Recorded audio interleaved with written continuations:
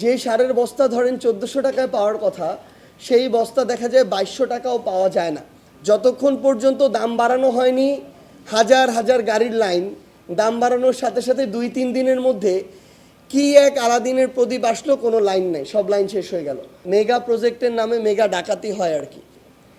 একজন কৃষকের এই কৃষির একদম উৎপাদন থেকে শুরু করে বিক্রি পর্যন্ত এই প্রত্যেকটা ধাপে ধাপে কিভাবে রাষ্ট্রীয়ভাবে ক্ষমতাসীন দল এবং তাদের নেতাকর্মীরা মিলে, সেটা যেই দলই ক্ষমতায় থাকুক না কেন, এতদিন পর্যন্ত আমরা যা দেখেছি এবং এখন পর্যন্ত যা দেখছি, তারা মিলে একসাথে যতভাবে কৃষকের অধিকার লুটপাট করা যায়, যতভাবে তাদেরকে বঞ্চিত করা যায়, যতভাবে সিন্ডিকেট করে মুনাফা অর্জন করা যায়, সেই চেষ্টাটা কোনো ধরনের ইনভেস্ট ছাড়া এই রাজনৈতিক দুর্বৃত্তরা করার চেষ্টা করছে।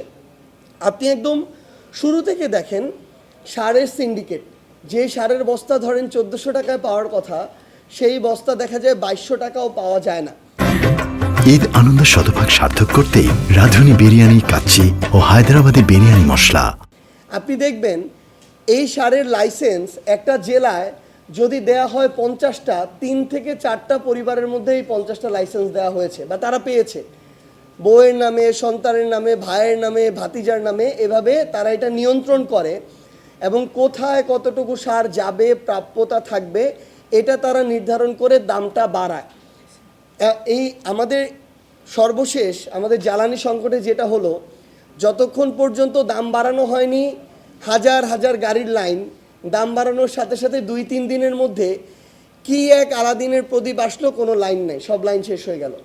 এই রকম করে সিন্ডিকেট করে কৃষকদেরকে জিম্মি করে এই সারের দাম বাড়ানো হয়, কীটনাশকের দাম বাড়ানো হয়। এরপরে আমরা যেটা দেখি যে বিভিন্ন ধরনের সরকারি সুযোগ সুবিধা যায়, সরকার যেগুলো খাতা কলমে বলে আর কি, অনেক বড় বড় প্রজেক্ট থেকে শুরু করে সার, বীজের সুযোগ সুবিধা জেলা প্রশাসন, উপজেলা প্রশাসনের মাধ্যমে কৃষকের কাছে যায় খাতা কলমে। কিন্তু মাঠ পর্যায়ে একজন কৃষক অধিকাংশ ক্ষেত্রে হয়তো জানেও না যে তার জন্য এটা এসেছে। যেটা হয়, ওই উপজেলা প্রশাসনের মধ্য দিয়ে উপজেলার ক্ষমতাসীন দলের যারা নেতৃবৃন্দ, তারা তাদের মতো করে সেগুলো ভাগ বাটোয়ারা করে।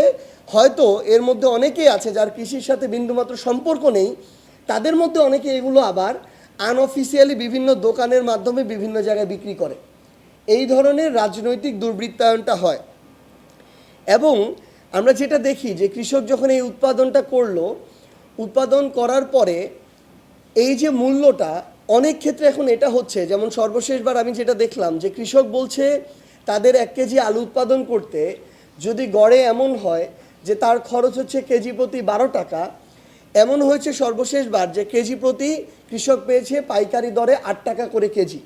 এখন যেই কৃষকের সকল মূলধন ওই 2 বিঘা আলু চাষে সে বিনিয়োগ করে, যার পরিবার, সন্তান, পড়াশোনা, সকল স্বপ্ন, পরের বার যে ঘরটা ঠিক করবে বর্ষাকালে, এই সব কিছু ওই আলু বিক্রির মুনাফার উপরে নির্ভর করে, তার যখন ন্যূনতম যেটুকু খরচ হয়েছে তারপরে সামান্য একটা মুনাফা সে পায় না, তখন তো ওই কৃষককে নিয়ে আমরা রাষ্ট্রীয়ভাবে একটা ছেলে খেলা করছি, তার স্বপ্নগুলোকে নিয়ে আমরা আমাদের মতো করে প্রতারণা করছি।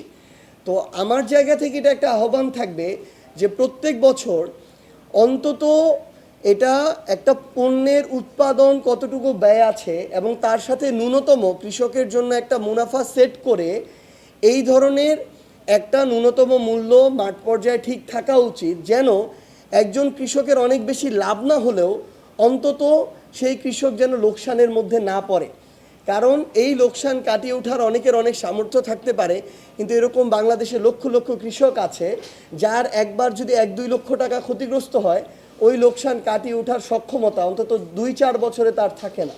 যে কোনখান থেকে নীতিমালা করার পরে আমাদের পলিটিক্যাল ডাকাতরা সবচেয়ে বেশি ধান্দাবাজি করতে পারবে, ওই অনুযায়ী নীতিমালা সাজানো হয়, ওই প্রজেক্ট আনা হয়। একটু আগে আমাদের একজন স্পিকার বলেছেন যে আমাদের এই প্রজেক্টগুলো করার সময় আসলে দেখা হয় যে কোথা থেকে বেশি মুনাফা অর্জন করা যায়, মেগা প্রজেক্টের নামে মেগা ডাকাতি হয় আর কি।